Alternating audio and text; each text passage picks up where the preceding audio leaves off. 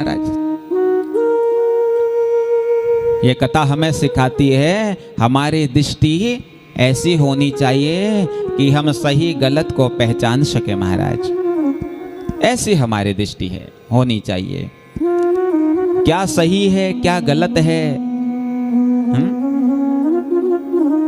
अगर इसका हमें ज्ञान नहीं होगा तो हमें समाज में भटकना पड़ता है महाराज। आज जो हमें अच्छी बातें बताता है, जो हमारा हितैषी होता है, वो जब हमें समझाने का प्रयास करता है तो हम उसकी बातों को समझते नहीं हैं, उसकी बातों को नहीं मानते हैं महाराज। लेकिन एक दूसरा होता है जो हमारा हितैषी नहीं होता है, लेकिन वो हमारी मुंह के सामने बड़ी प्रशंसा करता है, चाहे पीठ पीछे हमारी वो बुराई क्यों ना करता हो, लेकिन वो हमें अत्यंत प्रिय लगता है महाराज। हितैषी वह होता है जो हमारी कमियों को हमें बताता है ताकि हम उसमें सुधार ला सकें। लेकिन जो हमारा हितैषी नहीं होता है वो हमारी कमियों को नहीं बताता है महाराज, हमारी झूठी प्रशंसा हमारे सामने करने लग जाता है और हमारे भीतर अहंकार आ जाता है। हितैषी की बातें आरंभ में तो बड़ी कड़वी लगती हैं, लेकिन अंत में वो बातें हमारा कल्याण करती हैं महाराज। सही क्या है गलत क्या है इसकी पहचान तब हमें होगी जब हम संतों की शरण में जाएंगे, कथा की शरण में जाएंगे, राम कथा का अनुसरण करेंगे, तब जाकर के हमें सही गलत की पहचान हो पाएगी। ये राम कथा आप करा रहे हैं, ये कथा राम कथा मनोरंजन का भाव नहीं होना चाहिए। ये राम कथा कराने का मुख्य भाव यही होना चाहिए कि इस राम कथा को सुन करके हमारे भीतर ज्ञान की ज्योति जगे, क्या सही है क्या गलत है ये हम पहचान सके महाराज।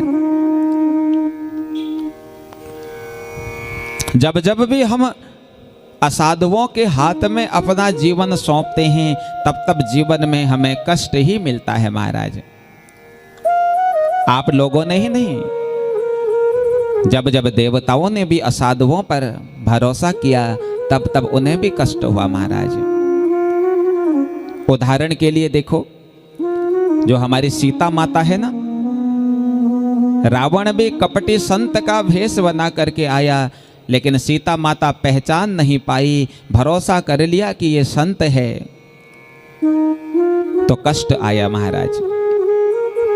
हनुमान जी महाराज जब संजीवनी बूटी लेने के लिए जा रहे हैं, कालनेमी संत का रूप बना करके खड़ा है महाराज। संत समझ करके हनुमान जी को भी कष्ट हुआ। आज भी समाज में बहुत से कालनेमी घूम रहे हैं जो केवल संत का स्वरूप बनाए हैं महाराज।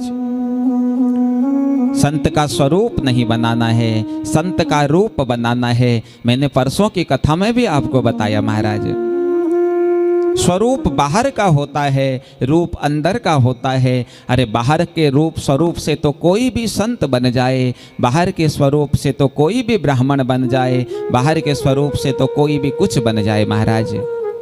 लेकिन वास्तविकता तो तब है जब हम भीतर से बने, और भीतर से हम तब बनते हैं जब हम इस कथा को सुनते हैं, राम कथा सुनते हैं, कृष्ण कथा सुनते हैं, ध्रुव कथा सुनते हैं, प्रहलाद की कथा सुनते हैं, तब जाकर के हमारा भीतर परिवर्तित होता है महाराज। हमें सही क्या है गलत क्या है ये कैसे पहचान हो, सही क्या है गलत क्या है कि पहचान तो हमें राम कथा बताती है।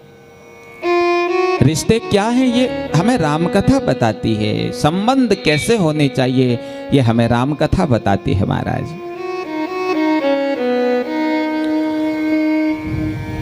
तो इधर जब प्रताप